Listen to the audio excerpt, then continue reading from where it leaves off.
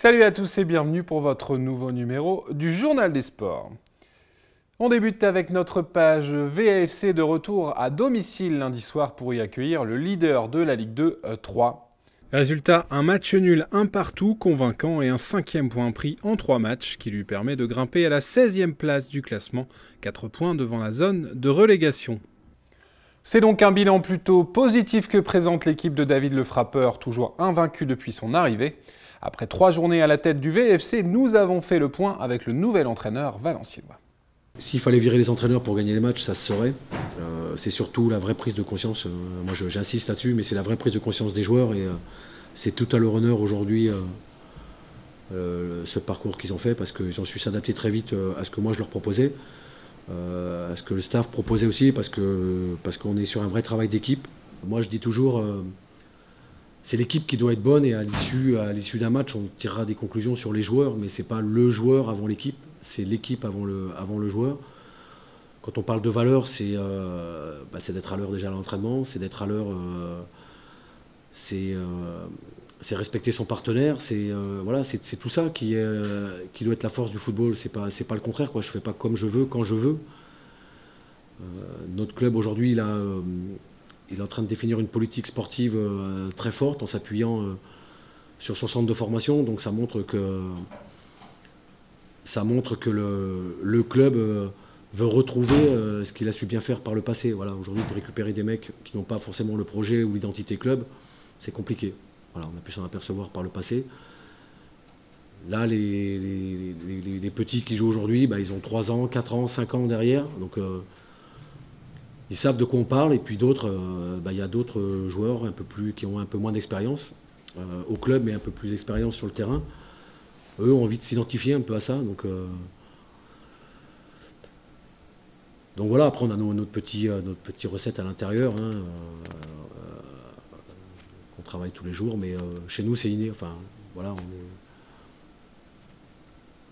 voilà, le club il est rouge, il n'est pas noir, voilà, ni vert, voilà, c'est rouge, voilà, tout simplement. Et prochain match pour les troupes valenciennoises, un déplacement chez un autre gros morceau de la Ligue 2, Dijon, actuellement 3e au classement. Coup d'envoi de cette rencontre de la 29e journée du championnat, ce vendredi 20 mars à 20h. Sans transition, foot amateur en promotion honneur du Temple revient avec le point du match nul de Oisier après son match de dimanche conclu sur le score de 1 partout. Toujours 4e de la promotion honneur, les hommes de Mohamed Benchetouya ont un déplacement compliqué dimanche sur la pelouse de Villeneuve-d'Ascq à 15h.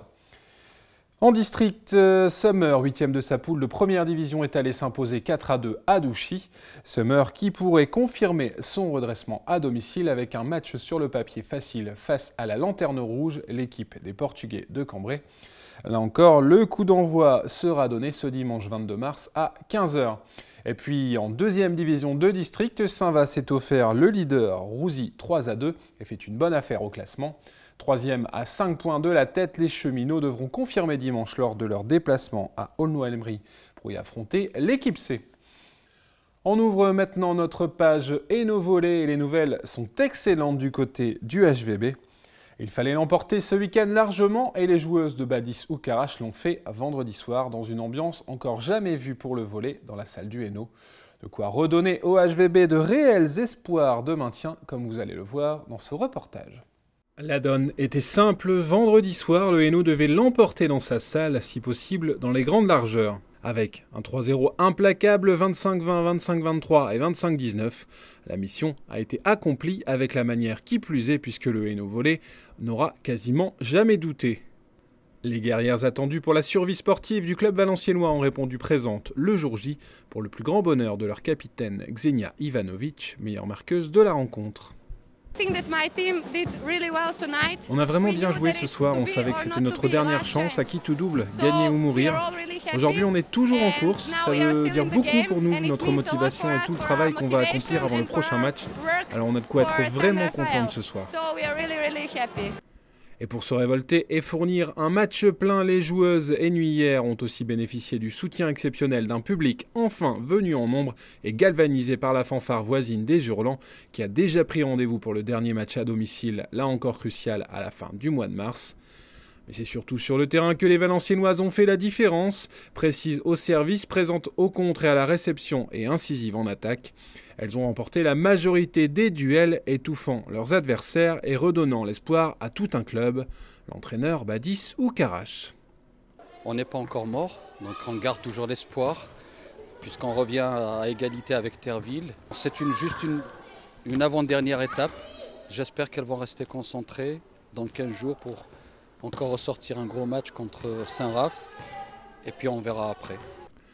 Toujours 11e au classement et premier relégable, le Hainaut, revenu à égalité avec Terreville, a fait un pas vers le maintien, mais il est loin d'être sauvé.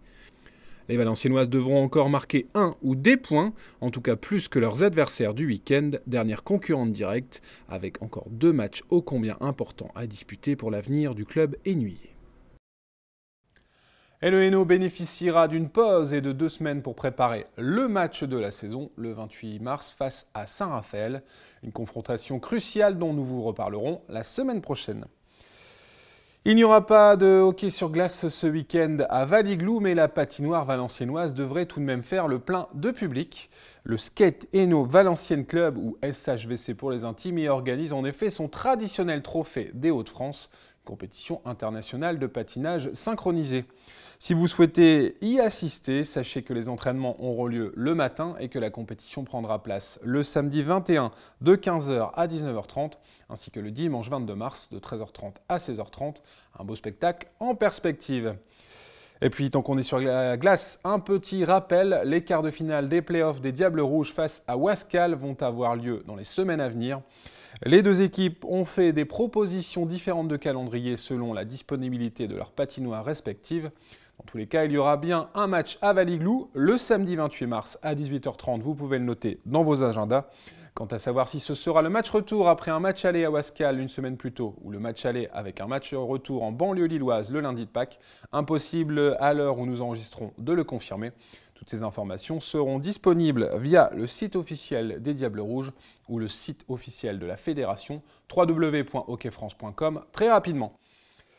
Eux n'étaient pas au repos forcé ce week-end, c'était en effet la reprise pour le HCV parmi l'élite du hockey sur gazon français.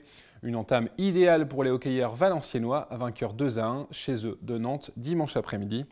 Et prochain match pour les joueurs du HCV, un déplacement déjà crucial pour l'avenir du club valenciennois en l'élite à Amiens pour y affronter une équipe moins bien classée. Coup d'envoi de la rencontre ce dimanche 22 mars à 15h. Les pongistes de VR étaient aussi de retour dans leur salle samedi dernier pour un match compliqué face au leader de la Nationale 3, Wattignies. Au final, une défaite logique 5-8 face à un des cadors de la poule pour l'USTTV qui reste en milieu de peloton, 5e sur 8, avec un maintien quasi assuré.